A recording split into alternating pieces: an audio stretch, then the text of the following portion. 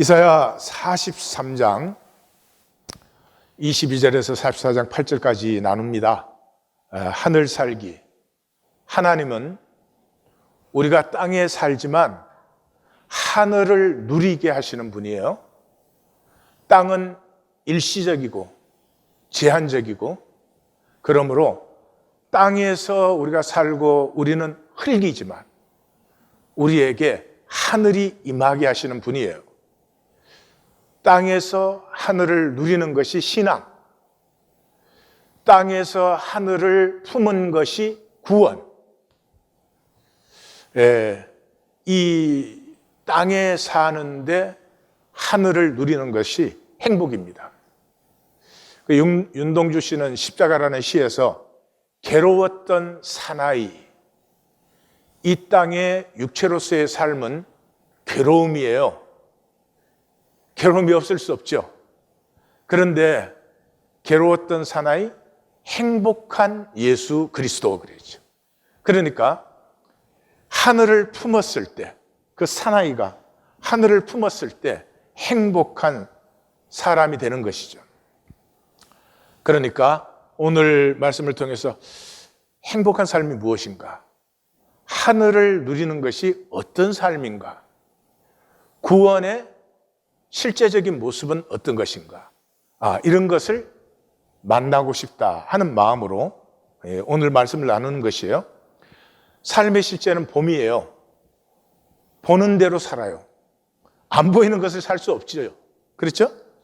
안 보이면 뭐가 있는지, 어디로 가야지 알 수가 없는데 살 수가 없죠. 현상의 사람은 땅이 전부고 땅을 살아요. 그러니까 돈이 실제예요. 이 땅에 살면 돈이 없으면 못 살아요. 돈 없이 이 땅 살 수 있는 사람은 아무도 없어요. 그래서 현상의 사람, 이 흙의 사람, 땅의 사람은 돈이 실제다. 천국을 사는 사람, 이 땅이고 흙이고 땅에 살지만 하늘을 누리는 사람은 생명이 실제다. 생명은 안 보이잖아요. 생명을 볼 수 있어요? 만질 수 있어요? 어떻게 느낄 수가 있어요? 뭐가 있어요? 하늘이 그런 것이죠. 근데 그걸 누린다 이 말이죠. 그래서 신앙은 삶이에요. 신앙은 교리 알고 교회를 왔다 갔다 하면서 교리 지식을 떠들고 다니는 게 아니고, 또 교리적인 지식을 나누는 것이 아니고요. 삶이에요, 삶. 어떤 삶일까? 그것을 가지고 오늘 우리가 함께 말씀으로 들어가요. 신앙은 삶이고 삶은 보이는 대로밖에 못 산다. 종교는 못 보잖아요. 안 보이니까 말로만 해요, 말로. 그러니까 종교는 말의 잔치예요. 그래서 말로만 하지 삶은 없어요. 그래서 삶이 없는 거짓, 그게 종교예요. 그래서 예수님이 요한복음에서 아주 선명하게 하잖아요. 예수님의 사역의 본론이 요한복음의 3장에서 시작돼요. 사람이 거듭나지 아니하면 하나님 나라를 볼 수 없다. 거듭나지 않으면 본질이 안 보여요. 그런데 그 결론이 9장에서 내리잖아요. 너희가 못 본다고 하면 죄가 없으려니와. 내가 하나님 못 보는구나, 본질을 못 보는구나, 생명을 못 보는구나, 생명을 살지 못하는구나, 그 사람은 구원받는 사람이에요. 근데 본다고 하니 그 종교인들은 자기가 다 알아. 하나님 알아, 신앙이 뭔지 알아, 하나님 나라가 뭔지 알아. 아무것도 살지를 못하면서, 직접 누리지를 못하면서 본다고 하니 너희 죄가 그대로 있도다. 하나님은 안 보이시지만 하나님의 자취는 모든 것 속에 있잖아요. 이 꽃은 보이지만 이 꽃이 이렇게 피게 하는 생명은 안 보이죠. 근데 생명을 보는 사람들이 누구예요? 구하고 찾고 두드리는 사람들. 이 꽃을 연구한 학자는 이 꽃이 왜 흰 색깔이 되며, 왜 이런 습도, 이런 온도에서 잘 자라나며, 왜 이 꽃은 이런 특징을 갖고 있으며, 안 보이는 생명을 다 만나게 돼요. 그러니까 본질과 생명은 구하고 찾고 두드리는 자에게 발견되어지는 계시. 자, 오늘 본문으로 들어가서 오늘 본문은 소달락이 4개의 여호와의 선포예요. 그런데 시작이 종교로 우상 숭배한 너희 과거, 너희 역사 전체 너희는 우상 숭배했다. 우상 숭배가 뭐예요? 우리처럼 이렇게 종교 생활하는 것이 우상 숭배예요. 하나님 하지만 실제로 하나님 믿지 않는 우상 숭배죠. 그래서 내가 이제 돌이키라. 그리고 너희는 유일하신 여호와의 증인이다. 유일하신 그럴 때 그 말은 이 땅의 모든 신은, 이 땅의 돈도 신 중에 하나예요. 중요한 신이죠. 이 땅의 모든 신은 땅을 살게 하는 신이에요. 그런데 이 땅의 신들 중에서 땅에 사는 흙인 우리에게 하늘이 임하게 하는 것은 하나님밖에 없어요. 그래서 유일하다는 거예요. 그래서 그 유일하신 여호와의 증인이다 너희는. 다른 신이 있느냐 그랬더니 No rock, 반석은 없습니다. I know not. 이 땅의 신들 중에서 흙으로 이 땅을 살지만 거기에 하늘이 임하게 하시는 분은 하나님밖에 없습니다. 모두가 생존으로 사는데 그 생존 속에 생명을 누리게 하는 자는 하나님밖에 없습니다. 이게 이제 오늘 본문이에요. 다음 주에는 4번째 선언을 이제 보게 되는데 그 하나님의 안타까움이에요. 우상 숭배라는 것은 땅을 살고 땅을 숭배하는 것이에요. 그게 안타까움과 그 저주 너무너무 안타까워하십니다. 그래서 돌아오라. 너희는 내 영광을 나타내야지. 이게 이제 다음 주입니다. 자, 22절, 24절에서 종교로 우상 숭배하여 나를 괴롭힌 너희. 지난주 21절 마감이 뭐였어요? 이 백성은 내가 나를 위하여 지었나니 나를 찬송하게 하려 함이라. 22절이 그러나 야곱아, 너는 나를 부르지 않았고 너는 나를 괴롭게 여겼다. 자, 어떻게 괴롭게 여겼느냐? 내 번제의 양은 내게 드린 것이 아니고 내 재물은 나를 공경한 것이 아니다. 그리고 그 대칭되는 것에서 너는 나 위에 돈으로 향품 사지 않았고 희생의 기름으로 나를 흡족케 하지 않았다. 그리고 그 중간에는 뭐예요? 나는 재물로 너희를 수고케 한 적이 없고 유향으로 너희를 괴롭게 한 적이 없다. 다시 말해서 내가 너희에게 제사드리라고 한 것은 그 하나님 앞에 나와서 너희가 함께 사는 한 형제 자매임을 만나게 하고 보게 하고 그러므로 너희의 삶이 회복되고 행복하게 하려고 내가 한 것이지. 너희의 모든 괴로움이 어디 있느냐? 단절에서 나오잖아요. 가족이라도 단절되면 아파요. 예? 단절되지 않았으면 누가 전쟁을 하겠어요? 왜 서로를 죽이는 일을 하겠어요? 이 세상에 그거 하고 싶은 사람이 있을까요? 없는데 이 세상 역사는 그렇게 되어 있어요. 그래서 하나님은 딱 한 가지예요. 우리는 서로 함께 살아야 되는구나. 싸울 때보다 손을 잡을 때가 행복하구나.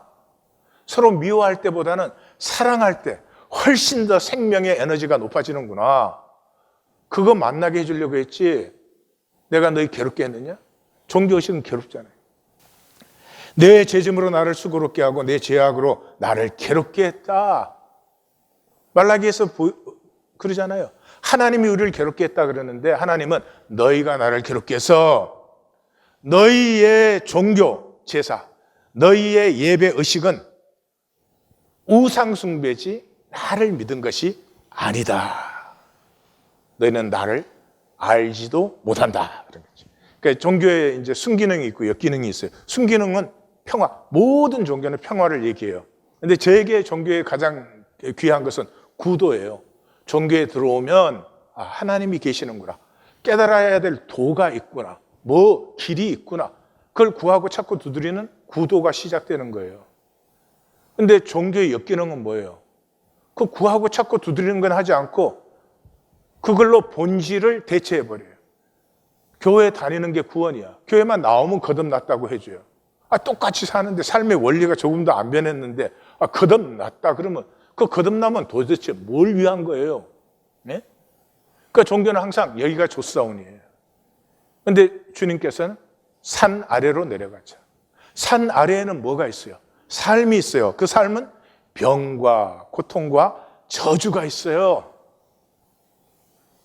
상과 고통과 저주를 직면하면서부터 생명을 발견할 수 있게 돼요. 생명이 무엇인지를 알게 되고 생명을 향할 수 있게 되는 거예요. 25절에서 26절은 우리가 함께 울자. 함께 울 때 우리의 의가 회복되리라. 여기서 하나님이 나 세 번 나오죠. 나 곧 나는 나를 위해 너의 허물을 도말하는 자니 내 죄를 기억하지 아니하리라. 그러니까 하나님은 기억 안 하시는 게 뭐가 있겠어요? 전지전능하신데. 근데 결코 기억하지 않는 게 있어요. 우리의 죄를 기억하지 않는단 말이에요. 그래서 우리가 변론하자. 너는 나에게 기억나게 해라. 네가 나한테 말할 때까지 나는 기억 못한다.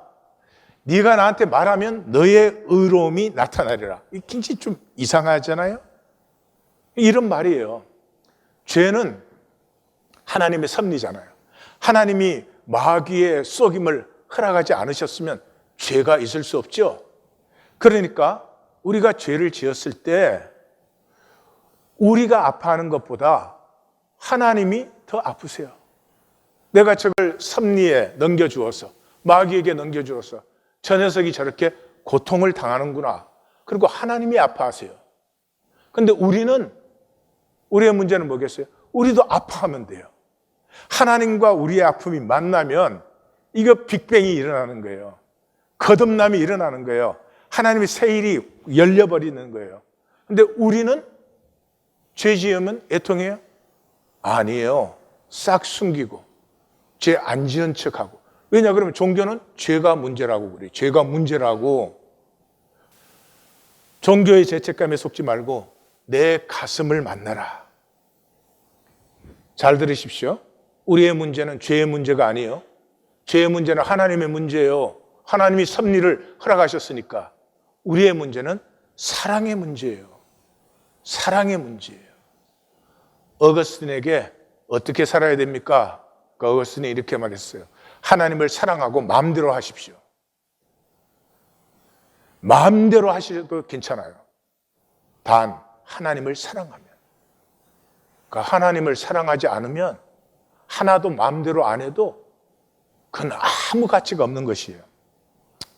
톨스토이의 제가 좋아하는 작품 중에 하나가 아버지와 막내딸이에요.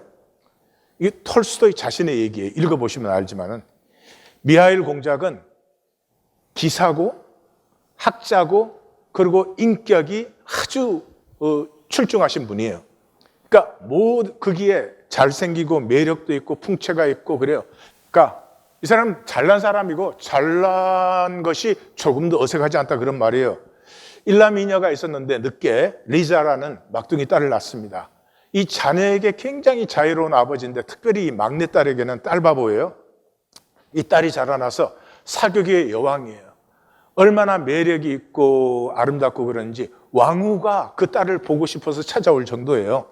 예, 그러는데 이 딸은 사실은 그 굉장한 그 삶의 고민과 절망을 안고 있습니다. 들어보십시오.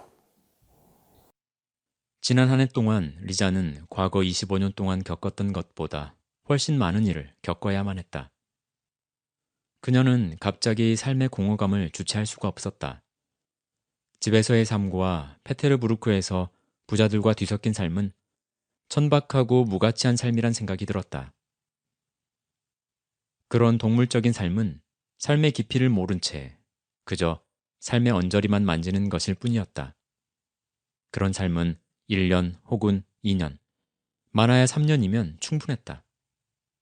그러나 파티와 무도회와 음악회와 만찬이 계속되는 생활, 옷을 화려하게 입고 머리를 매만지는 생활, 한결같은 방향으로 소진되는 여름의 일상과 외면적 쾌락만을 추구하는 생활, 삶의 문제를 건드리기만 할 뿐 본질적 해결책을 제시하지 못하는 음악과 독서로 이어지는 생활, 이런 모든 것들은 변화를 약속해주지 못했고 그 매력을 상실해갈 뿐이었다.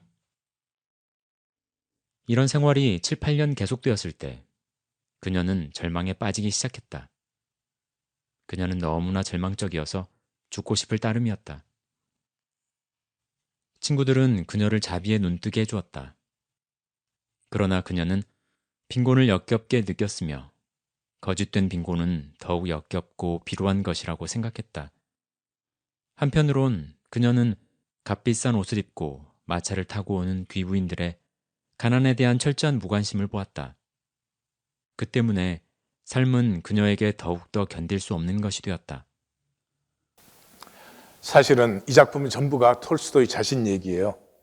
이 상류 사회에서 인정받고 쾌락을 누리고 그러나 외면밖에 없는, 그러므로 결코 진정한 새로움이 없는, 그 말은 생명이 없는, 자선까지도 나는 이런 사람이야를 내세우는 그 삶의 절망함, 이게 계속된다면 차라리 죽는 게 낫다고 생각되는 그런 리자의 모습이에요. 리자에게는 어린 시절에 소년 종이 있었어요. 코코라는. 그 참 아름다운 우정이었어요. 그러나 그 종이니까 자라남에 따라서 같이 할 수가 없죠. 그래서 숙모집, 스웨덴에 있는 숙모집에 놀러 갔는데 그 숙모집에 손님이 있었는데 그 대학생이 자기로서는 처음 보는 것이에요. 삶은 무엇인지,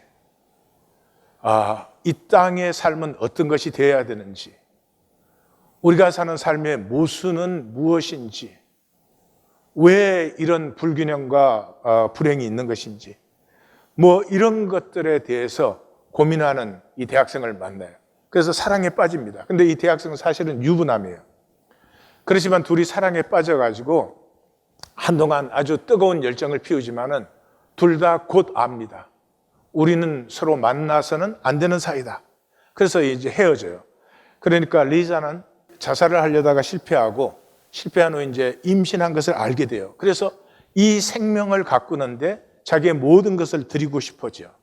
그래서 애를 낳아가지고 집에 돌아올 수 없으니까 굉장히 가난한 미혼모로 사는데 그 숙모가 이 딸과 아버지를 회복시켜 주려고 굉장히 애를 쓰는 바람에 이 미하일 공작 아버지가 이 딸을 만나게 됩니다. 들어보십시오. 계단을 올라오는 가볍고 빠른 발소리와 함께 리자의 목소리가 들렸다. 마리아, 내가 없는 동안 아기가 울지 않았나요? 그녀는 그 순간 자신의 얼굴을 바라보고 있는 한 남자를 보고 말았다. 그리고 손에 들고 있던 꾸러미를 떨어뜨렸다. 아버지! 그녀가 외쳤다. 그녀는 하얗게 질린 얼굴로 온몸을 떨면서 문가에 멈추어 섰다. 그도 딸을 보고는 그 자리에서 움직일 수가 없었다. 그녀는 너무 말라 보였다. 눈은 더 커졌고 코는 더 뾰족했으며 두 손에는 살이라고는 없이 뼈만 앙상했다. 미하일은 어떻게 해야 할지 몰랐고 무슨 말을 해야 할지도 몰랐다. 너무나 야윈 것 때문에 슬펐고 누더기 같은 옷을 걸친 것 때문에도 슬펐다.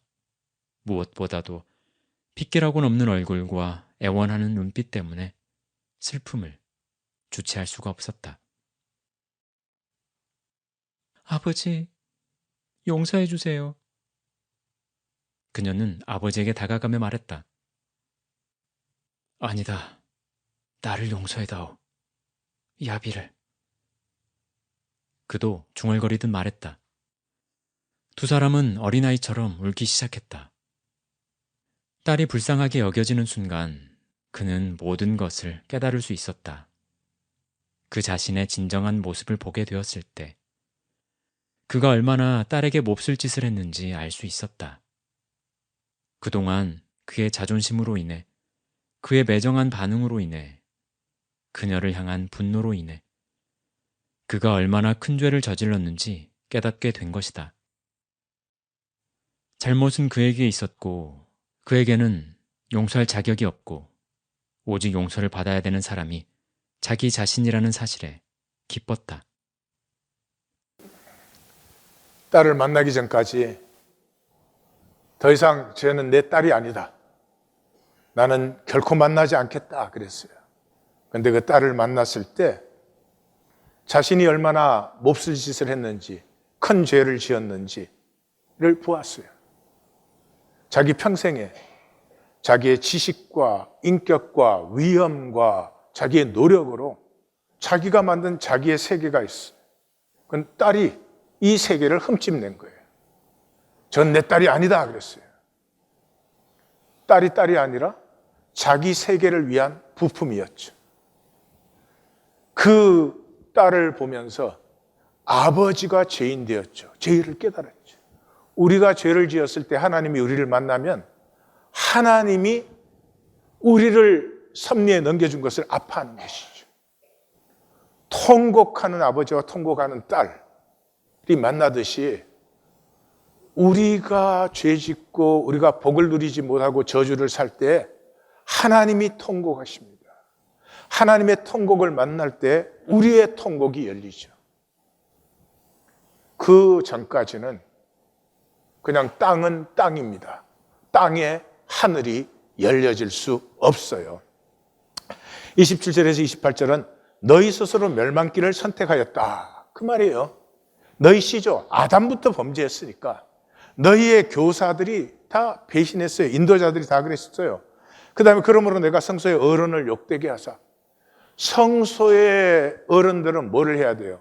하나님의 말씀을 전하고 하나님을 대신해서 온 백성이 한 가족됨을 느끼게 하고 한 가족으로 사는 것을 회복시켜야 되는데 이거 종교 만들었어요. 왜? 종교 만들면 종교 지도자들이 제일 먼저 좋은 몫을 택하니까. 종교 지도자가 하는 게 그거 아니에요? 말라기에서 너희가 도둑질 했다 그러는데 맨날 성도들에게만 써먹어. 말라기 자세히 읽어보세요. 제일 먼저 도둑질을 누가 했어요? 성직자가 해요, 성직자. 종교 지도자들은 종교를 만들어요. 그래야 자기에게 유익하니까. 그래서 야곱이 진멸당하도록 내어주었고 이스라엘이 비방거리가 되게 하였다. 다시 말해서 종교의 거짓은 하나님을 사랑함 없이 하나님을 믿는다 그래요. 하나님 우리가 믿어주는 것 바라세요? 우리가 안 믿어주면 하나님 뭐 부족하나? 하나님이 원하시는 건 사랑이에요. 왜? 하나님이 우리를 사랑하시니까.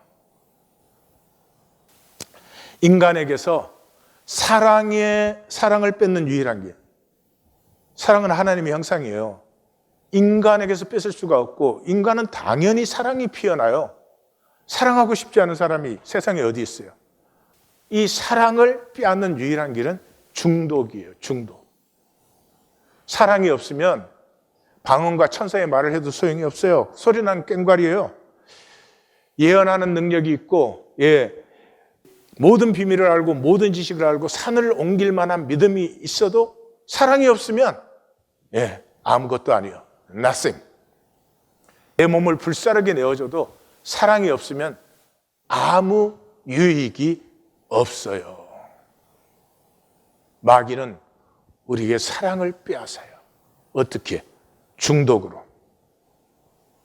중독이 되면은 일시적인 만족이 영원 무한보다 커요. 우린 다 알아요. 구원 받아야 된다. 우리의 짧은 일생을 살고 나서 하나님과 하나가 돼야 된다. 이거 다 알아요. 그건 알지만 지식에 불과해요. 중요한 건 뭐예요? 지금 만족돼야 돼요. 그게 뭐예요? 중독이에요. 중독자들 다 알아요. 이 중독 끊고 새 삶을 살아야 된다. 다 알아요. 그렇지만 지금 만족이 안 되면 미쳐버리는 거예요. 미쳐버리는 거. 그게 땅의 삶이에요. 그게 우리가 지금 사는 모습이에요. 도움이 절대적으로 필요해요. 하나님이 도우신다 그럴 때는 내가 너에게 힘 보탤 게가 아니에요. 우리가 할 수 있는데 힘을 좀 보태준다가 아니고 중독은 불가능해요. 스스로 치유는 중독에는 없어요. 그렇기 때문에 도움이 절대 필요가 되는 거예요. 그래서 44장 1절에서 5절은 내가 도와준다. 그러니 두려워하지 말라 해요.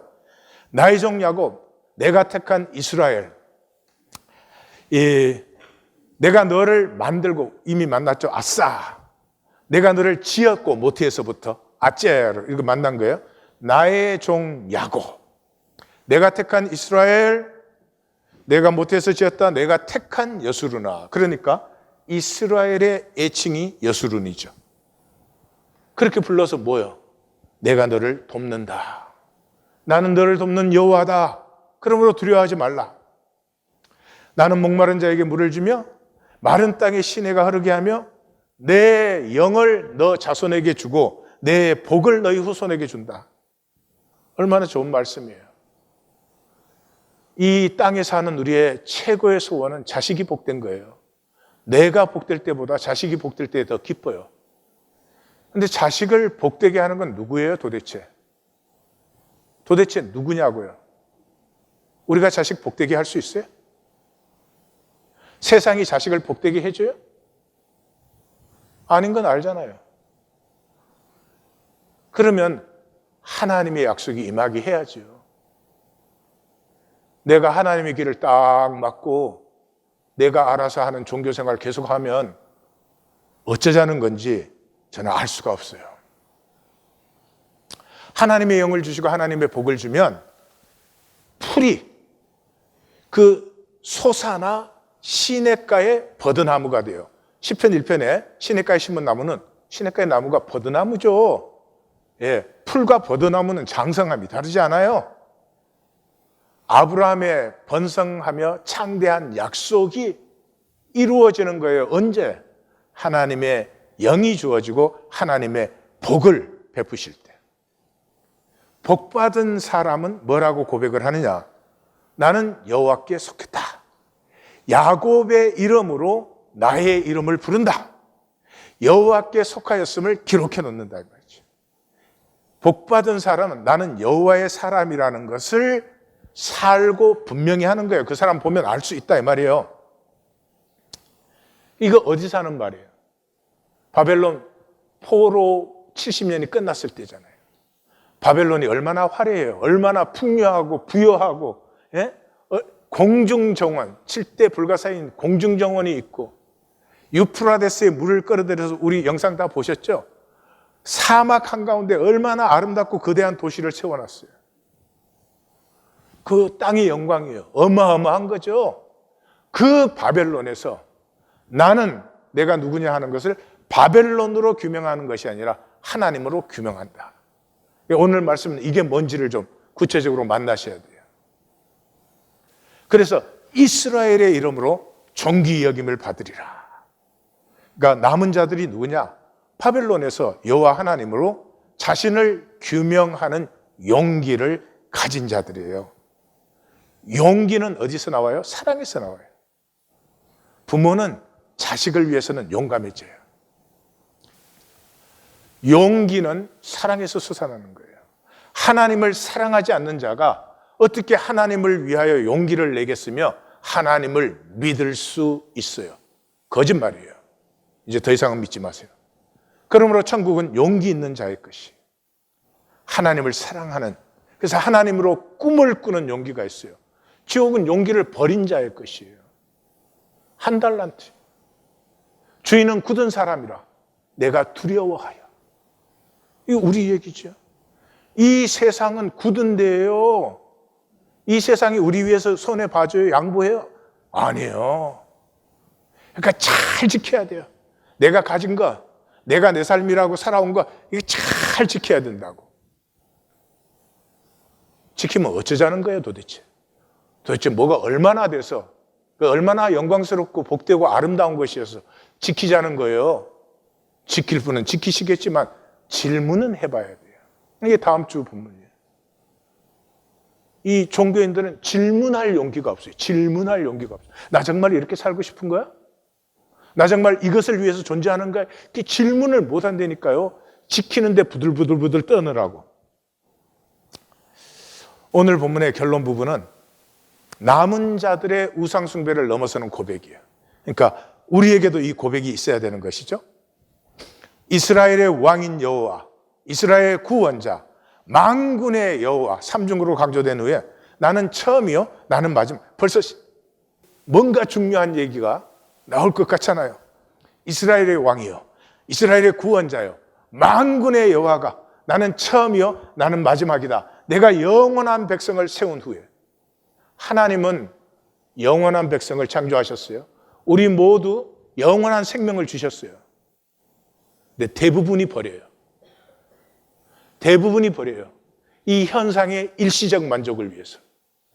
이 흙의 삶에서 나 이렇게 잘난 사람이야, 나 이렇게 많이 가졌어, 그걸 위해서 대부분은 버려버려요. 왜요? 본질이 안 보이니까. 머리로 이해해요. 그러나 안 보이니까 그 귀함을 느끼지 못하니까. 예, 나는 외치며 알렸다. 너희에게 이 영원한 비밀과 계시를 너희에게 알렸다. 나 외에는 신이 없다. 그러므로 나에게 설명할 자가 없다. 내가 창조하고 내가 계획한 일이니까 누가 나에게 그걸 설명할 수 있겠어요? 아무도 설명할 수가 없어요. 있거든 장차 될 일과 올 일을 내게 말해봐. 이 역사가 어떻게 진행되는지, 왜 이 역사는 이런 일들을 통해서 이루어지고 있는지 나에게 말해봐. 없지요. 그러므로 너희는 두려워 말라, 겁내지 말라. 내가 예로부터 너희에게 듣게 하지 않았느냐? 알리지 않았느냐? 너희는 나의 정인이야. 나 외에 신이 있겠느냐?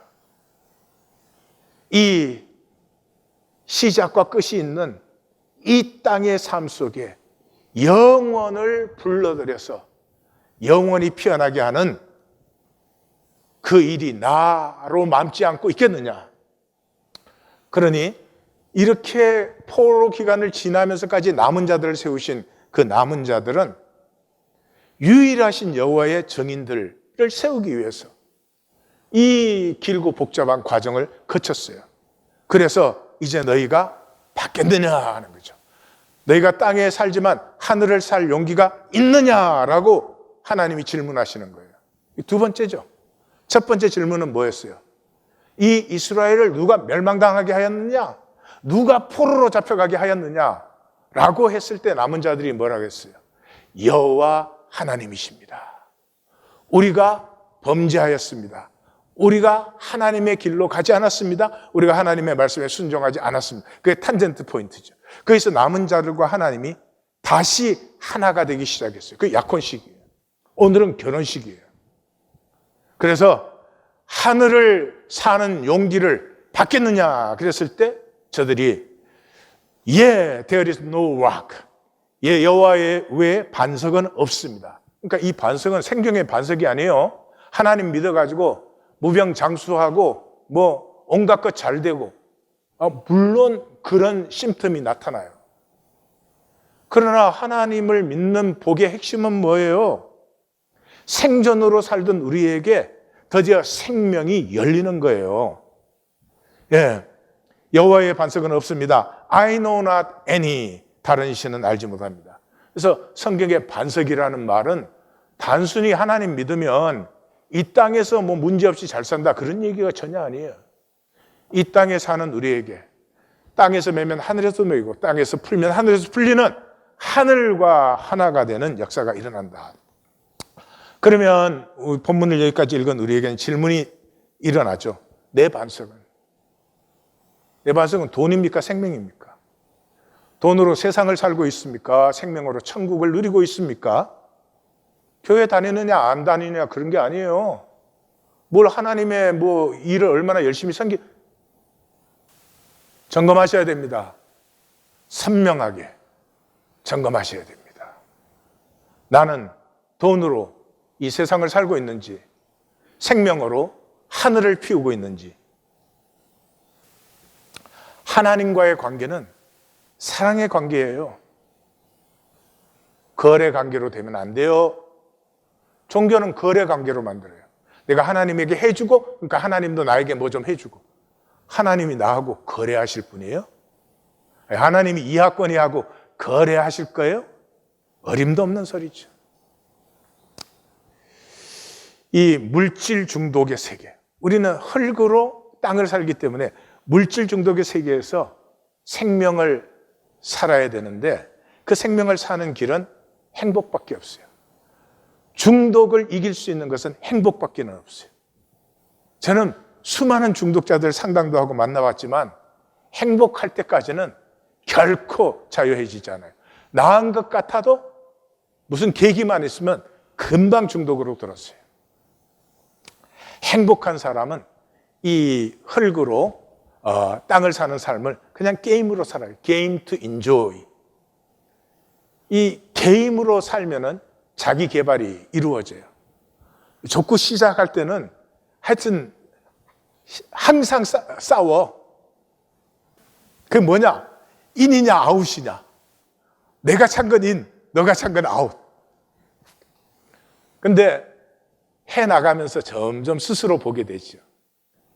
그게 뭐 이기는 게 그렇게 중요하지도 않고 그거보다 내가 좀 떳떳해지고 싶은 것 때문에 지금은 인앤 아웃 갖고 싸우는 적은 거의 없는 것 같아요. 99% 자유한 것 같아요. 그 다음에 게임의 제일 중요한 건 페어잖아요. 그래서 점점 상대방에 대해서 페어해 주기를 배워요. 이 땅의 삶은 그냥 게임으로 인조해 하시면 돼요. 그 말은 승부가 아니고 열매예요. 승부가 아니라. 막 처음엔 막 싸웠어요. 그래서 이겼다 졌다 막 그러는데 아니 그렇게 하고 집에 가는 사이에 누가 이겼지? 가만히 있어. 우리가 몇 게임 이기고 진 거야? 그렇게 다 잊어먹어요. 그래서 뭐예요? 승부보다도 열매. 열매는 나누잖아요. 사과나무가 사과 맺어가지고 자기가 다 가져요? 나누잖아요. 그래서 승부의 사람은 winner takes all이에요. 그게 세상이죠. 근데 이 열매의 사람은 winner shares all. 그래서 진정한 기쁨과 진정한 가치를 누리게 되는 것이죠. 그래서 행복이에요. 행복은 흙으로 이 땅을 사는 사람의 특징은 불행과 욕심이에요. 짜증이 많아. 신경질이 많아. 그걸 깨는 강력한 생명력이에요. 이게 생명 본성이죠. 그러니까 아이의 웃음, 이 세상에서 제일 강력하고 위대한 것이 아이의 웃음이에요. 아이의 웃음을 보면서 짜증낼 수 있는 사람은 없어. 꽃향기 같은 것이죠. 꽃향기를 맡으면서 짜증낼 수 있는 사람은 없는 것이죠. 그저 꽃향기는 꽃향기일 뿐인데. 우리 복습 한번 하십시다. 도파민, 하나님이 우리에게 도파민이 생산되도록 해주셨어요. 왜냐 그러면 어려움이 있을 때 이 어려움을 견딜 수 있는 힘을 줘야 되니까. 그래서 생명의 특징은 항상 평형을 이루는 거예요. 평형을.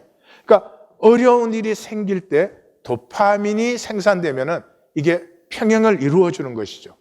그러니까 기다리면 돼요. 기다리면 반드시 평형이 이루어진다고요. 그 기다림 속에서 우리는 삶의 보람과 가치를 느낄 수가 있는데 이 세상은 그렇게 하지 않는다 이 말이죠. 인공 생산을 시키는 거예요. 얼마 전에 그 파넬라 고소 받았잖아요. 난 저 기사 읽으면서 깜짝 놀란 게 그 시럽에까지도 카페인을 넣어요. 카페인을 먹으면은 이 도파민이 생산되거든요. 그런 세상에 시럽에까지도 카페인을 다 넣어놨어요. 그러니까 이렇게 어려운 일이 있을 때는 처음에 도파민 생산이 되도록 자극했죠. 근데 그 다음에는 어려운 일이 생기기 전에 도파민부터 생산을 해놓는 거예요. 그러니까 삶이 무기력해지고, 그러니까 그 다음부터는 계속 도파민을 공급해야 되니까 중독이 된 것이죠. 이번 이 감사절도 보세요. 뭐 사상 유례 없는 쇼핑을 했다고 그래요. 아니 미국에 사는데 뭘 사요? 미국에 사는 사람이 살 게 뭐 있냐고. 분명히 쇼핑해가지고 없는 제3세계 보냈을 거예요. 나는 그거밖에는 이유가 발견되지 않아. 응? 아니 모든 게 다 있고 평생 입을 옷이 없는데 옷 사는 사람 있을까? 그럼 미친 거지. 미친 거지. 예? 그래서 기다림이 없어졌어요. 그 행복이 없어진 거예요. 왜냐하면 기다림이 행복이에요. 부모는 자식이 자라나고 잘 되기를 기다리기 때문에 자식을 보면 행복한 거죠. 세상에 제일 딱한 사람이 행복하지 않은 사람이에요. 예? 그저 아무것도 아닌 것에 짜증내고 신경질내고 행복하지 않은 사람은 하나님도 말릴 수가 없어. 생명 있으면 행복한 거지. 생각해봐요. 내가 지금 죽는다. 지금 죽는다. 그러면 내 재산을 다 내놓으면 살려준다 그러면 재산 내겠어요, 안 내겠어요? 내놓지. 그 생명이 있으면 행복한 거지. 생명 있는 것 가지고 평생을 불만, 욕심에 목마름으로 사는 건 자기가 자기를 버리는 거예요. 하나님도 개입할 수 없어요. 말릴 수가 없어요. 생명은 그냥 행복한 거예요. 예? 하늘 있고 땅이 있고 바람이 부는 것이 느껴지고 좋은 사람, 내게 안 좋은 사람, 이런 사람 저런 사람 속에서 삶을 느끼게 해주고 행복할 때 무아, 거짓자, 애고가 소멸되잖아요. 행복할 때 욕망에서 자유해지죠. 뭐가 있어야 돼, 더 가져야 돼, 뭐 이런 걸 보여야 돼, 잘나야 돼, 이런 허상이 그냥 스르르 쓰러지는 것이죠. 그걸 다른 말로 하면 종말성이에요. 종말성이에요. 죽음의 순간에 중요하지 않은 건 아무것도 중요하지 않아요. 그러니까 살아있는 동안 이래도 되고 저래도 되고 아무 상관이 없어. 죽음의 순간에는 거짓은 소멸되고 진실밖에 없어요. 그러므로 종말성을 사는 사람은 진실을 살 수 있고 진실을 누릴 수가 있어요. 제가 이렇게 말하면 굉장히 추상적인 얘기를 한 거기 때문에 실제적으로 한번 느껴보세요. 묵호댁. 그런데 이런 얘기예요. 이게 묵호댁이 평창으로 시집을 갔어요. 거기서 50년 이상 그 산골에서 살았어요. 근데 옆집에 경민애가 이사를 왔어요. 경미 엄마는 30대 후반인데 이제 서울에서 완전히 실패해서 온 거죠. 그래서 막 맨날 못 산다는 말이 입에 달린 사람이에요. 근데 그 가정을 좀 정착도 하고 이렇게 안정시켜 주려고 이 묵호댁이 농사도 도와주고 다 도와줘요. 그러는데 원주에 사는 그 아들이 사업한다고 그러다가 3천만 원 빚을 져서 2,500만 원을 구했는데 500만 원이 없어서 이제 감옥 가게 생겼어요. 그래서 이 묵호댁이 자기 폐물을 팔아가지고 500만 원을 만들어서 그 며느리에게 전해줘요. 그런데 그 읍내에서 금은방에서 폐물을 팔아서 나올 때 옆집에 박 씨가 우연히 그 장에 나왔다 그걸 봤어요. 그런데 그 밭에서 내려오다 보니까 경미 엄마가 자기 밭에다가 뭐를 숨기고 있는 걸, 파묻고 있는 걸 봤어요. 그때는 파묻는다 생각은 안 했어요. 근데 자기를 보더니 깜짝 놀랐는데 그냥 지나쳤죠. 그리고 얼마 안 있어서 최씨네가 도둑이 들어서 자기 집 폐물을 다 훔쳐갔다는 거예요. 그런데 이제 박 씨가 그 검은방에서 나오는 거 내가 봤다. 또 경미 엄마가 그 며느리한테 돈을 주는 걸 봤다 이렇게 슬쩍 흘려요. 그러니까 단번에 묵호댁은 도둑이 됐죠. 그래가지고 완전히 고립됐는데 유일하게 음성댁이라는 그 평생의 친구고요. 비슷한 시기에 시집 와서 평생 같이 사는 음성댁만이 이 묵호댁을 믿어요. 모든 조건과 상황을 볼 때는 묵호댁이 도둑인데 묵호댁은 그럴 사람이 아니다. 동네 사람들이 와서 몰매를 주고 우리 동네에는 도둑이 있을 수 없다. 떠나라. 뭐 이래요. 그러는데 이제 도둑 맞은 최씨네의 그 넷째 막내가 결혼을 하게 돼서 식구들이 다 모였는데 셋째 며느리가 만삭이 돼가지고 이제 왔어요. 그래서 드디어 읍내 예식장에 다 결혼식 하러 가고 그 셋째 며느리만 집에 남아 있어요. 들어보세요.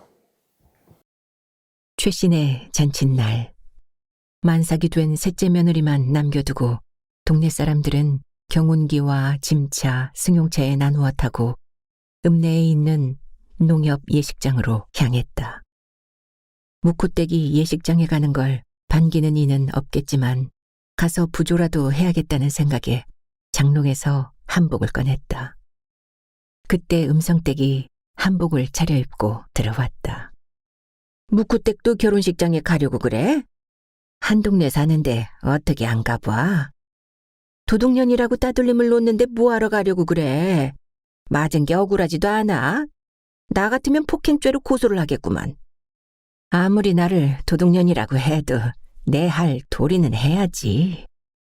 그 집 구석이 뭐라고 했는지 알아? 글쎄 묵호댁을 못 믿겠다며 만삭이 된 셋째 며느리를 집보라고 하고 갔대. 그런데도 갈 거야? 그건 그거고 잔치인데 가봐야지. 모두 떠나고 최씨네 셋째 며느리만 남고 동네를 비운 것이다. 묵호댁은 음성댁과 나란히 걸어서 농협 예식장에 도착했다. 예식장 입구에서 손님을 받던 최씨 부부는 묵호댁을 발견하고 등을 돌리더니 식장 안으로 들어가 버렸다. 동네 사람들 역시 묵호댁을 본체만 채 했다.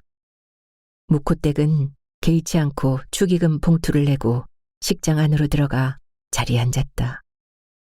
그런데 앞과 뒤 옆에 앉아있던 동네 사람들이 우르르 일어나 다른 자리로 옮겨 앉는 것이었다. 예식이 막 시작할 무렵 젊은 청년이 느닷없이 묵호댁 앞으로 봉투를 내던졌다. 그 봉투는 묵호댁이 들어올 때 축의금으로 냈던 부조금이었다. 그래서 묵호댁은 집으로 이제 돌아왔죠.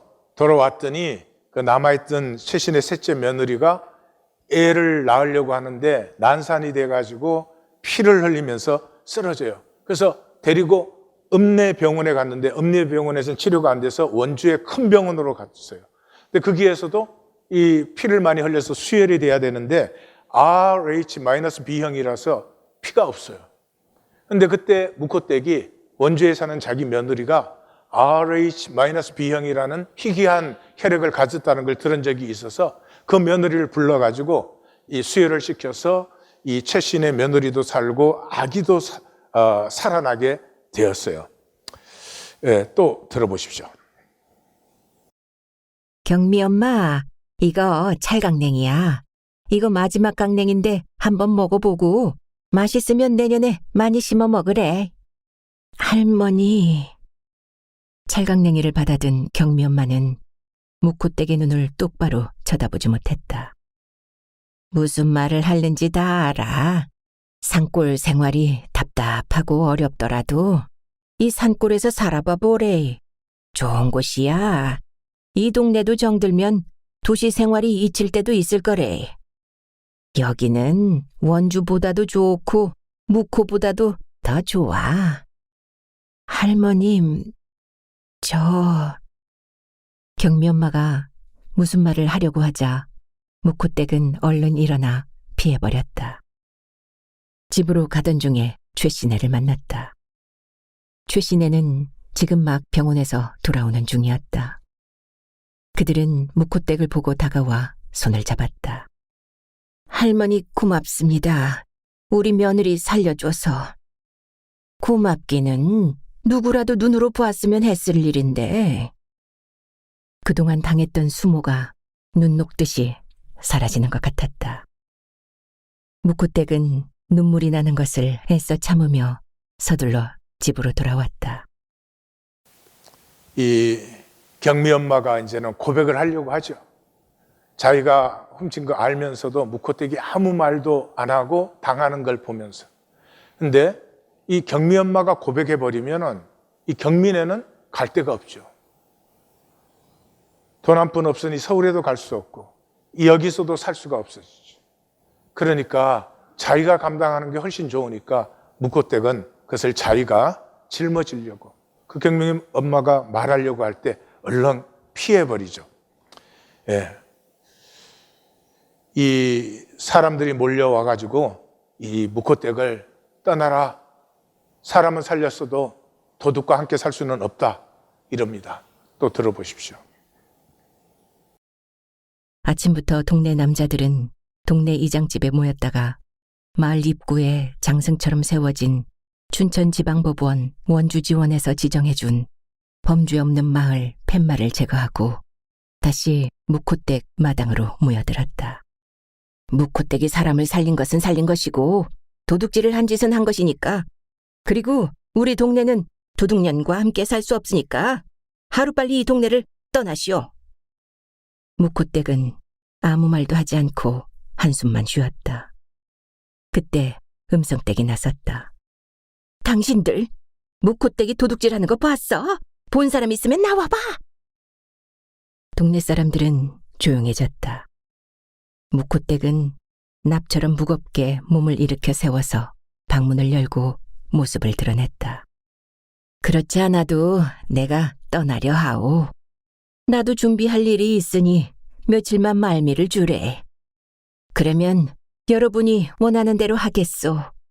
그동안 피해를 입혀 죄송하오.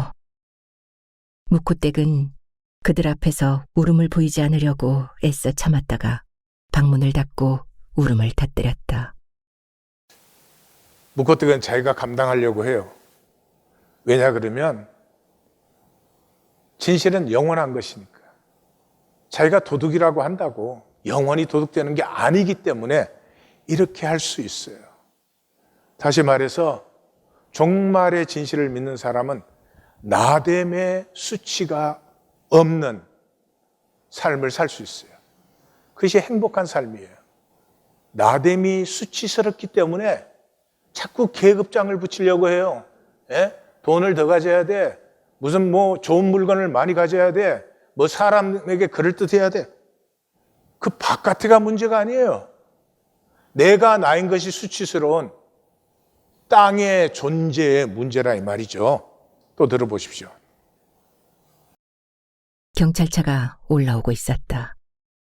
경찰차는 사람들이 많이 모여 있는 묵코댁 마당으로 들어섰다. 경찰이 차에서 내렸다. 여기 신분녀 씨 댁입니까? 이장이 묵코댁을 나오라고 하자 묵코댁이 눈물을 닦고 나왔다. 신분녀 씨입니까? 내가 신분녀요. 귀금속 도난 신고가 들어와서 조사차 나왔습니다. 그럼 날 잡으러 왔더래? 지난 장날에 금방에 가서 목걸이를 판 적 있죠? 팔았어요. 조사를 해야 하니 서해 같이 가야겠어요. 경찰이 묵코댁을 경찰차에 태우고 막 떠나려 할 때였다. 경미 엄마가 뛰어와 경찰차 앞을 막아섰다. 묵코댁 할머니는 범인이 아니에요. 경미 엄마가 숨을 헐떡이며 말했다. 이 할머니가 아니라면 아주머니가 범인을 아세요? 경찰이 차에서 내리면서 물었다. 범인은 바로 저예요. 경미 엄마가 기어 들어가는 소리를 하다가 주저앉으면서 울음을 터뜨렸다. 차 안에 있던 묵코댁은 경찰에게 빨리 떠나자고 재촉했다. 그러나 경찰은 묵코댁을 차에서 내리라고 했다. 범인은 나요. 저 젊은 안악은 아무 죄도 없어요. 어서 나를 태우고 갑시다요. 묵코댁이 계속 자신이 범인이라고 우기자 경미 엄마가 묵코댁 앞에 무릎을 꿇고 엎드렸다. 경미 엄마 왜 이래? 할머니, 제가 한 짓이라는 거 다 아시잖아요. 제가 밭에다 묻는 것도 보셨잖아요. 할머니가 저 보호해 주시려는 거 다 알고 있었어요. 그게 아니야, 경미 엄마. 내가 한 짓이라도. 묵코댁은 그래도 자신이 범인이라며 우겨댔다. 증거가 있어요. 저와 함께 가시죠. 경찰과 함께 고추밭에 간 경미 엄마는 땅을 파헤쳐 금부치를 가지고 경찰들과 함께 묵코댁 마당으로 돌아왔다. 그것을 본 최 씨는 귀금속을 움켜잡았다. 이것 보세요. 최 씨네 집에서 제가 훔친 거예요. 그래도 못 믿겠어요? 경찰은 목걸이와 팔찌를 들고 최 씨에게 확인해 보라고 했다. 최 씨가 맞다고 대답하자 묵코댁은 당황해하며 말했다. 아니 경미 엄마, 정말 어쩌자고 그래? 할머니, 저는 괜찮아요. 이제 저도 어떠한 일이 있더라도 동네를 안 떠나요. 할머니처럼 이 동네를 지키며 죽을 때까지 여기서 살 거예요. 할머니, 저 때문에 걱정 많이 하셨죠? 그동안 동네 사람들한테 도둑으로 몰리면서 원망도 많이 하셨을 거예요. 그래도 막판에는 할머니께서 제가 한 짓이라고 밝히실 줄 알았어요. 그런데 평생 여기서 사신 할머니가 이제 어디를 가시겠어요? 죄송합니다. 진작 밝히지 못해서. 경미 엄마는 흐느껴 울었다. 이보실의 경찰 양반, 이 젊은 사람은 우리 동네를 지키며 살아갈 앞날이 창창한 사람이래요. 대신 늙은이 날 잡아가시래. 종교인은 비겁합니다. 아주 째째하게 자기 이익을 지킵니다. 그러면서 하나님 그래요. 그럼 하나님 부르지 말아야죠. 지금 우리가 들어있는 이사야 섹션은 고레스를 소개하는 본문이 곧 나옵니다. 고레스는 여호와의 종교를 알지도 못하고 다른 종교를 믿는 사람이었어요. 그렇지만 고레스를 통해서 하나님의 일이, 하늘이 이 땅에 나타났어요. 종교인들, 하나님을 괴롭히는 사람들이에요. 하나님을 살지 않으면서 하나님의 이름은 뻔질나게 들먹이면서 하나님을 주장하는 사람들이죠. 이 땅에 하늘을 살고 누린다는 것은 하나님이 우리에게 주신 생명, 그 아름다운 하나님의 형상을 살고 누리는 것입니다. 이제 종교는 잊어버리십시오. Never again. 하나님이 주신 생명의 당당함을 함께 누리면서 하나님의 임재가 있는 하나님 교회가 되기를 원합니다. 기도하십시다.